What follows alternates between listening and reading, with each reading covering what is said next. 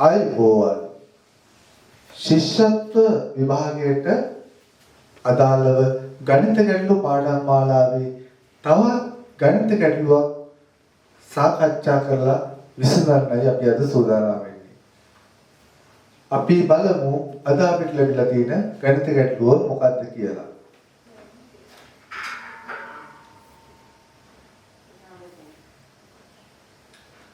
ගොවිපලක කුකුල්ලු එළුවෝ හා බැටළුවෝ 26ක් සිටිති. අඩුවෙන්ම සිටින්නේ බැටළුවන්ය.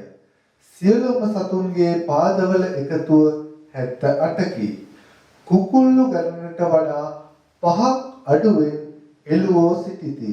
එළුවන් ගණන 8ක් නම් ගොවිපලයේ සිටින බැටළුවන් ගණන කීයද? දැන් මේ වගේ ගැටලුවක් දැක්කහම දුවේ පුතේ ඕගොල්ලෝ කලබල වෙන්න හොඳ නැහැ.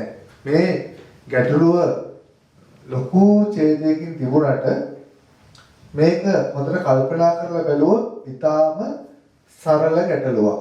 අපි බලමු කොහොමද මේක විසඳන්නේ කියලා. අපි මේක ඉස්සෙල්ලාම පැහැදිලි කරගෙන ඉමු. මේ ගොවිපලක් තියෙනවා. ඒ ගොවිපලේ කුකුල්ලු එළුවෝ හා බැටළුවෝ සත්තු වර්ග 3ක් ඉන්නවා. සත්තු වර්ග 3ක් ඉන්නවා. අඩුවෙන්ම ඉන්නේ බැටළුවෝ. අපි ඒක සටහන් කරගමු. බැටළුවෝ තමයි අඩුවෙන්ම ඉන්නේ.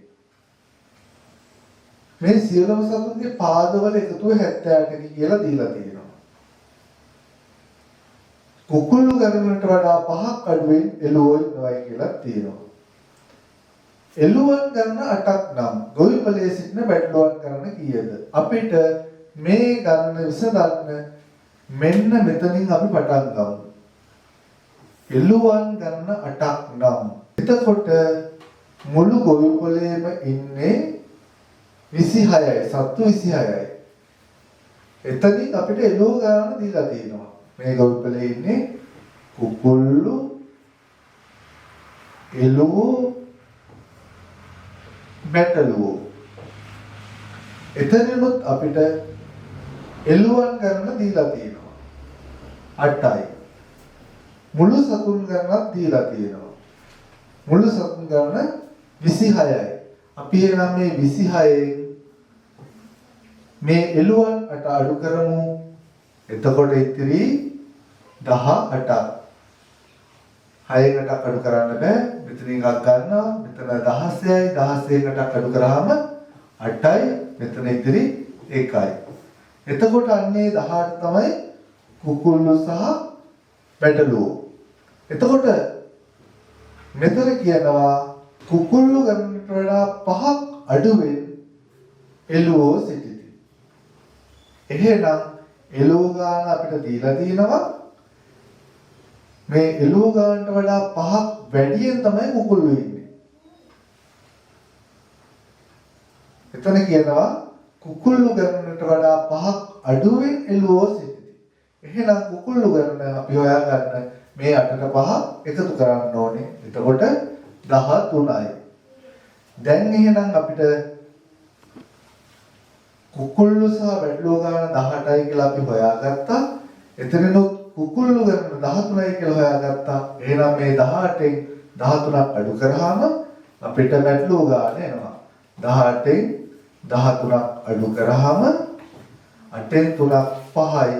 එකෙන් එකක් බිඳුවයි. ඒ කියන්නේ බැටළුවෝ ගාන 5යි. බලන්න මේ ගණනේ අපිට මේ සතුන්ගේ පාදවල එකතු 78කි කියලා අනවශ්‍ය විස්තරයක් දීලා තියෙනවා. එතනදී අපිව නොමග යවන්න තමයි මේ ගැටලුව නිර්මාණය කරලා තියෙන්නේ. නමුත් අපි ඒ අනවශ්‍ය විස්තර අයින් කරලා අපිට අවශ්‍ය ටික අරගෙන මේ ගැටලුව ඉතාම ලෙහෙසියෙන් පහසුවෙන් විසඳා ගන්න අපිට පුළුවන්කම ලැබුණා.